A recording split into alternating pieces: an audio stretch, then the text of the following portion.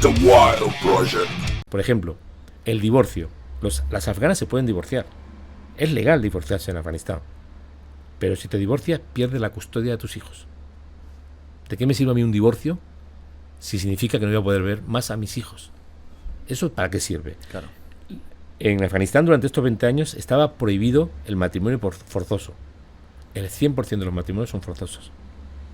En Afganistán, en estos 20 años de presencia extranjera, estaba prohibido el matrimonio de menores de 16 años.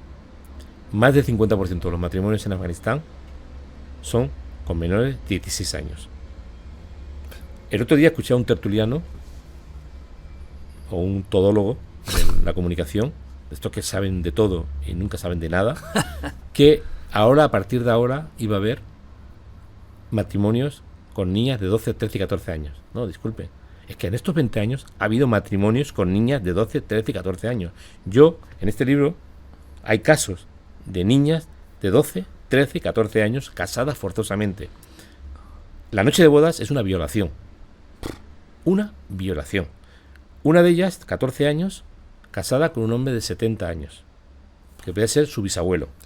Esto ocurre con la presencia extranjera. Cada vez que yo hablaba con los soldados españoles, con los oficiales españoles, con miembros de la ONU, con miembros de la Comunidad Europea, con la cooperación alemana, con la cooperación española, no sirve lo que estáis haciendo porque las leyes son papel mojado en Afganistán. Porque las tradiciones obsoletas están por encima de las leyes. Si no hacéis campañas imponiendo a los jueces la obligación de perseguir las violaciones de la ley, es decir, ¿de qué me sirve a mí tener un 28% de mujeres en el Parlamento si luego esas mujeres no legislan para las mujeres? Influencia. No tienen ninguna influencia. Son, salvo una o dos, son simplemente floreros. ¿De qué me sirve? ¿De qué me sirve que me estéis hablando de que la mujer es igual ante la ley, como dice la Constitución afgana, si es papel mojado? ¿De qué me sirve que le digáis a una niña que quiere estudiar en la universidad si antes de llegar a la universidad la saca a sus padres del colegio y la casa forzosamente?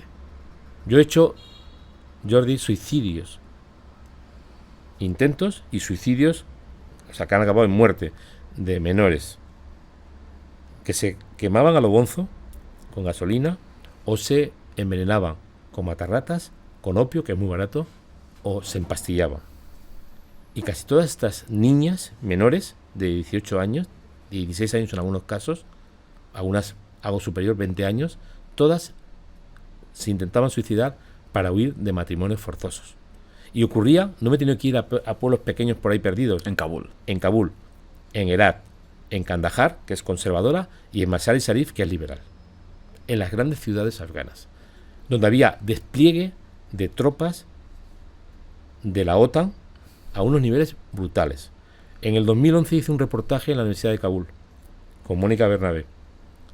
Fuimos a hablar finalmente con el rector. Conseguimos, después de una gran bronca, que nos diera las cifras de estudiantes.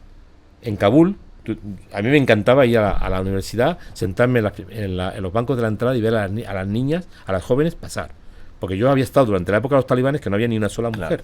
Y me producía gran satisfacción. Desde el 2002 que lo hago.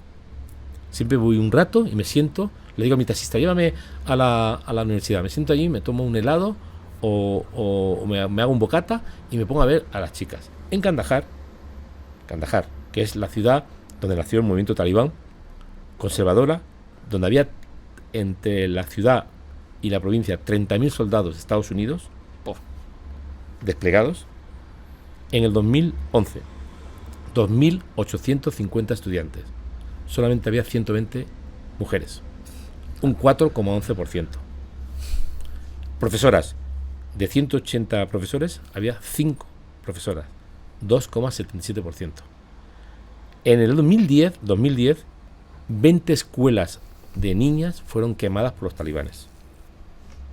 160 estudiantes femeninas fueron asesinadas. Varias de ellas fueron atacadas con ácido. Y varias profesoras, directoras de colegios de niñas, eran amenazadas permanentemente por los talibanes, ante la presencia de la comunidad internacional. Entonces, claro, que te empiezan a contar ahora la preocupación que hay sobre la situación de la mujer, cuando es verdad que la mujer ha mejorado su vida porque los talibanes dejaron el listón tan bajo, Claro, que era imposible casi que no fuera un poco mejor. desde el minuto 1 que los talibanes se marcharon del poder, mejoró la vida de mucha gente, Claro. de los ciudadanos en general, de la mujer, de la niña, de la chica, de la joven, de todo el mundo. Pero una cosa es la vida pública y otra cosa es la vida privada. En la vida privada de la afgana, quien manda es el varón, el esposo, el padre, el esposo o el hermano o el hijo mayor. Si tú te casas con un hombre y ese hombre se muere, te tienes que casar con el hermano de ese hombre. ¿Sí o sí? Si tu padre decide que te va a casar en segunda nupcia o tercera nupcia con un afgano que tiene 70 años, te casas, aunque tengas 14 años. Y te conviertes en la criada cuando llegas a la casa donde hay otras dos mujeres esperándote para que tú hagas el trabajo sucio de la casa. Eso es así, es la realidad. Con la presencia extranjera. ¿Qué ha ocurrido? Que los occidentales no se han querido meter en esta parte privada, Costumbres, digamos. estas costumbres, estas tradiciones, que está muy bonito eso de decir, no nos metamos en las tradiciones, pero cuando las tradiciones son obsoletas, están, digamos, destruyendo la esencia de la mujer, están violando sus derechos fundamentales, hay que intervenir. Porque si no, ¿para qué vamos a construir la democracia? ¿Qué democracia estamos construyendo? Claro. En el Parlamento afgano, es verdad, había 28% de mujeres. Y a mí me era muy gratificante. Sí, porque es un porcentaje que ya empieza a ser importante. De hecho, había más mujeres en el Parlamento afgano en el 2009 que en el Parlamento español, que en el Parlamento alemán y que en el Parlamento francés. Ahora no, pero entonces sí. Pero también estaban los señores de la guerra, Que son los que mandaban de verdad. que es los que mandaban de verdad. Muchas de estas mujeres en realidad no estaban ahí para proteger los derechos de las mujeres. Eran las cuotas de los partidos políticos colocando a mujeres que hacían de floreros o incluso hacían o no apoyaban leyes a favor de las mujeres. Claro. Eso era la realidad ante la pasividad de la comunidad internacional. Y la comunidad internacional era Estados Unidos y los países de la OTAN. O sea, no se ha ido Estados Unidos de Afganistán, se han ido la ONU, que no sabemos dónde está.